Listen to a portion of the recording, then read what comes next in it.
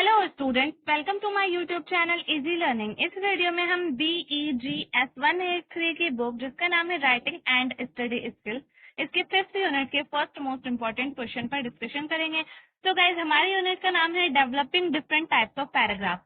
Means हम इस unit में पैराग्राफ के बारे में पढ़ेंगे और कितने टाइप के पैराग्राफ्स होते हैं उस सबके बारे में हम इस यूनिट में डिस्कस करेंगे।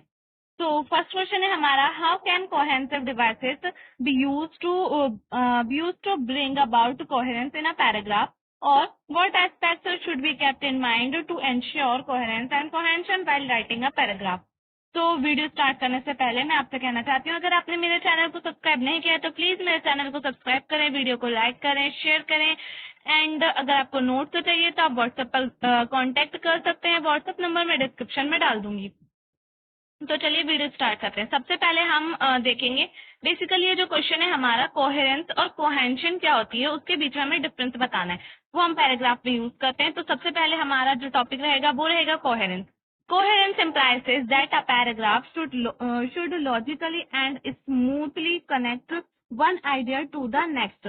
तो कोहेरेंस जो होती है वो लॉजिकली और स्मूथली एक आइडिया को दूसरे आइडिया के साथ कनेक्ट करती है। In coherent paragraph every sentence contributes to main idea contained in the topic sentences। तो कोहेरेंट पैराग्राफ जो होते हैं उसके अंदर हर एक सेंटेंस जो होता है वो मेन आइडिया में कंट्रीब्यूट करता है और उसका जो कंटेन होता है वो टॉपिक सेंटेंस से ही रिलेटेड होता है। This helps in unity of the paragraph, मतलब कि पूरे पैराग्राफ को एक साथ कनेक्ट करके रखता है। इसलिए इसमें ये लिखा हुआ है कि यूनिटी ऑफ द पैराग्राफ, वो पूरे पैराग्राफ को एक साथ कनेक्ट करता है और पूरा जो होता है वो मेन आइडिया के ऊपर ही बेस्ड होता है। तो ये होते हैं हमारे कोहेरेंस पैराग्राफ। तो आई होप ये आपको समझ में आ गया होगा। नेक्स्ट टॉपिक है हमारा कोहेंशन।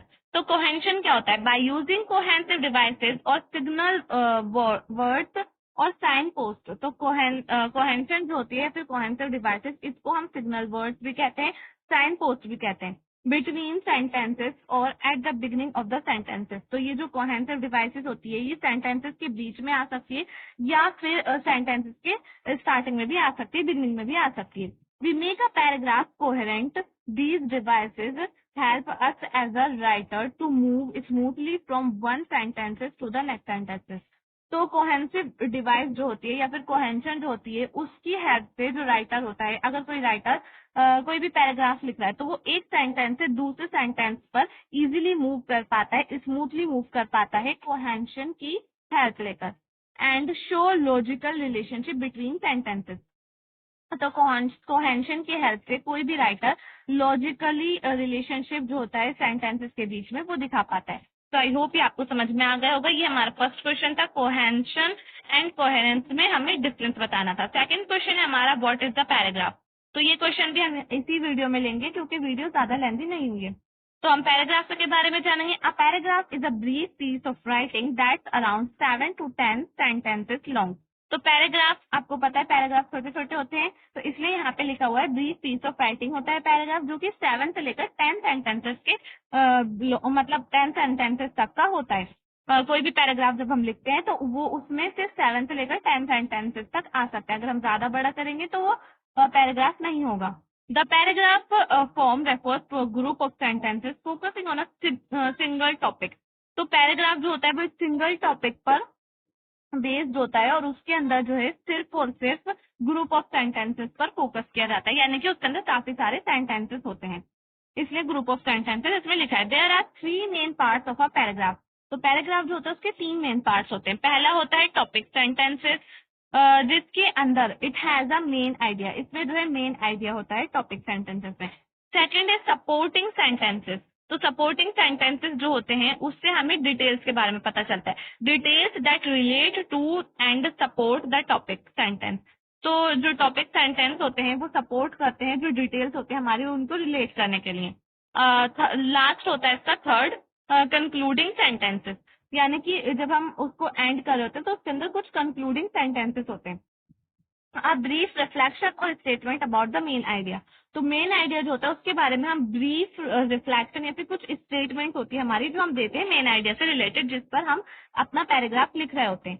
तो ये हमारा लास्ट होता है कंक्लूडिंग सेंटेंसेस।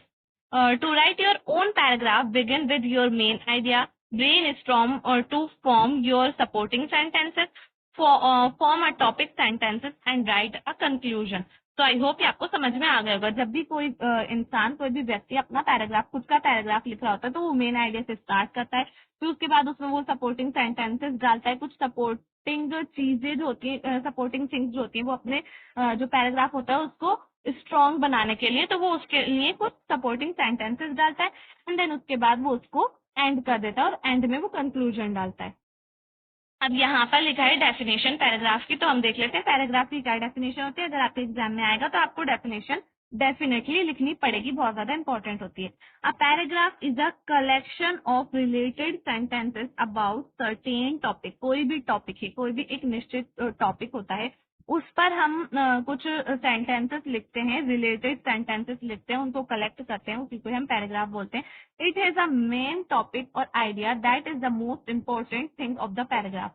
तो जो मेन टॉपिक और आइडिया होता है वो बहुत ज्यादा इंपॉर्टेंट होता है। किसी भी, कोई भी पैराग्राफ हम तब लिखते हैं जब हमारे पास कोई टॉपिक होता है, किसी टॉपिक के ऊपर हम पैराग्राफ लिख रहे होते हैं, फिर उसके बाद हम उसमें रिलेटेड सेंटेंसेस लेते हैं, सपोर्टिंग सेंटेंसेस लेते हैं।